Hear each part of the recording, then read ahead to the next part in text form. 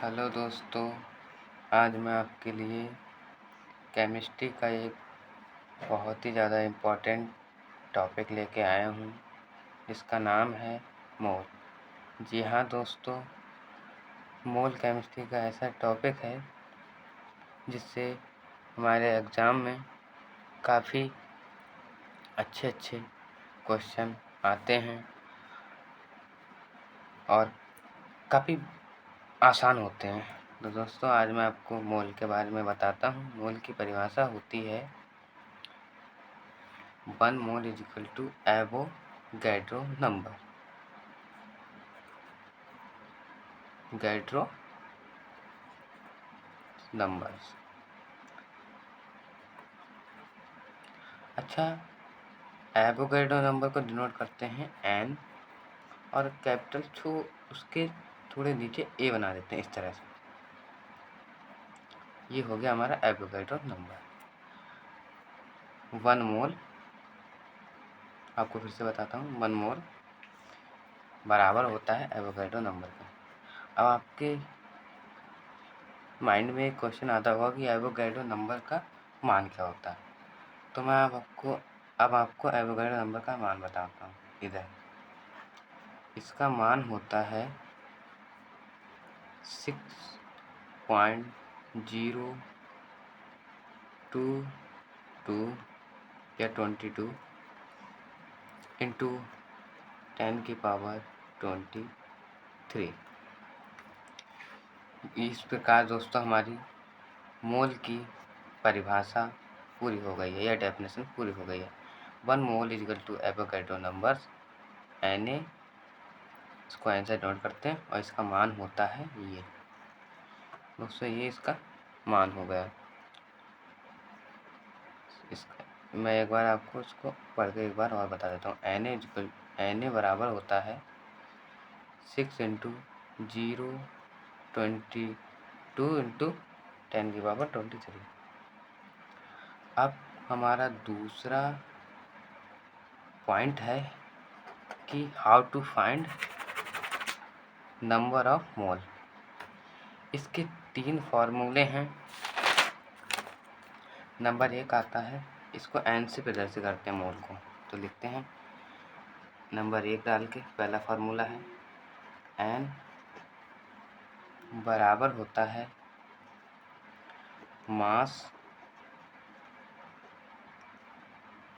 अपन molar mass के। Mass number के अपन molar mass के बराबर होता है। ये इसका मोलर मास के बराबर होता है। अच्छा, मोलर मास को पूरा ना लिख के इस तरह से भी लिखते हैं GMM मोलर मास। ये हो गया फॉर्मूला नंबर 1। दूसरा है, अगर मास दिया हुआ है और मोलर मास दिया हो तो ये फॉर्मूला लगा देते हैं। उसके लिए मैं आपके लिए एग्जांपल भी लाया हूँ। उससे आप ये नीचे दिए हैं, मैं उससे आपको सॉल्व करके भी दिखाऊंगा। नंबर 2 पे आता है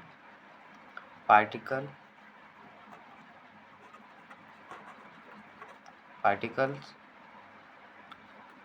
यानी कि मॉलिक्यूल होता है। जो हमारा मॉलिक्यूल होता है मॉलिक्यूल अपॉन एवोगैड्रो नंबर।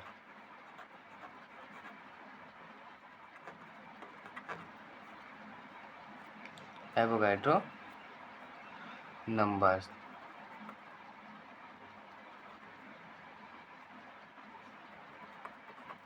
इसको एन से लिखते हैं Na।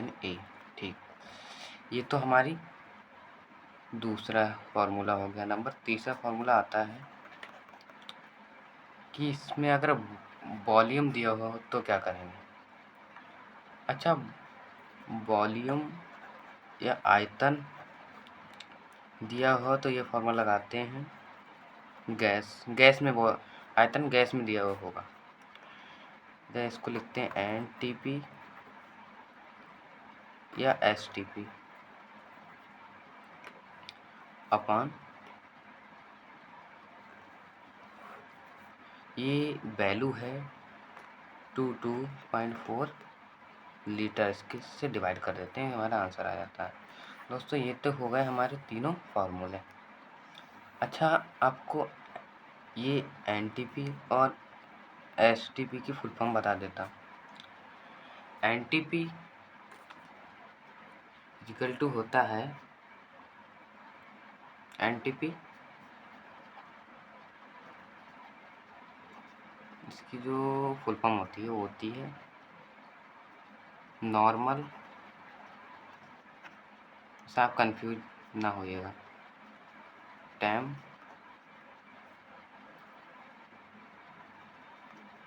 टेम्परेचर प्रेशर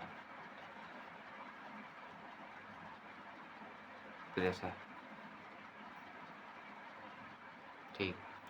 अच्छा, और एसटीपी होती है, फुल फॉर्म होती है इसकी स्टैंडर्ड टेम्परेचर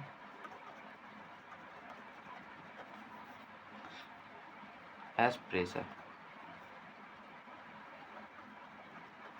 दोस्तों ये तो हमारी मोल की परिभाषा हो गई। 1 मोल बराबर होता है एवोगाड्रो नंबर के, इसका मान होता है 6.022 इंटू 10⁻23। और इस तरह से हमने इसको अभी इन फार्मूलों लगा के इसको फाइंड कर लेते हैं। अच्छा, तो मैं इन फार्मूले के ऊपर क्वेश्चन भी लेके आया हूँ, तो आप देख सकते हैं। ये नंबर 1 मेरा एग्जाम्पल है, तो क्वेश्चन नंबर 1 है। ये दिया हुआ है मास ग्रामित का, और ये है हमारा मोलर मास। छोटा वाला मोलर मास होता है और बड़ा वाला मास होता है। तो हम पहला फार्मूला ये वाला लगा सकते हैं। इसमें फार्मूला लगा देते हैं, मास अपान मोलर मास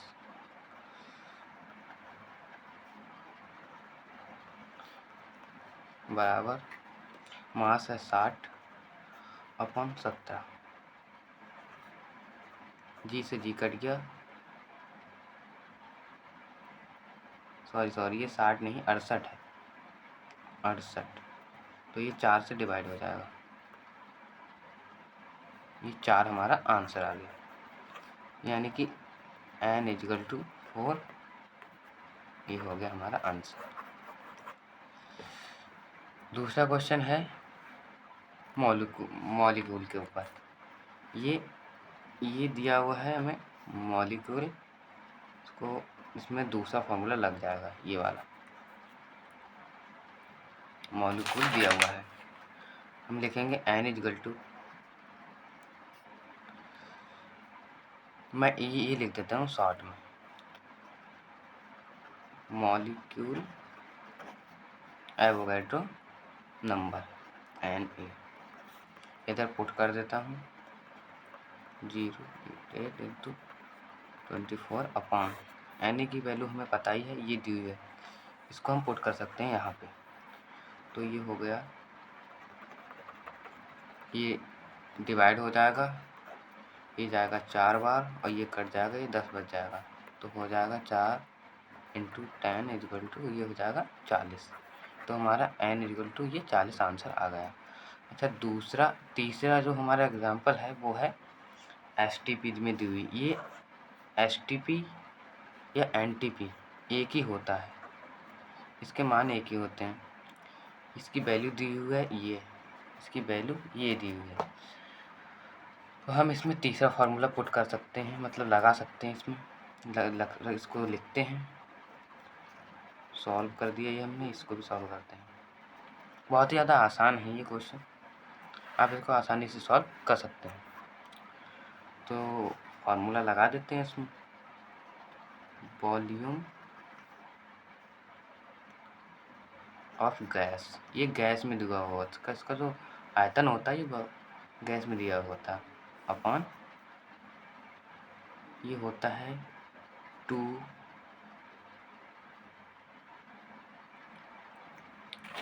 2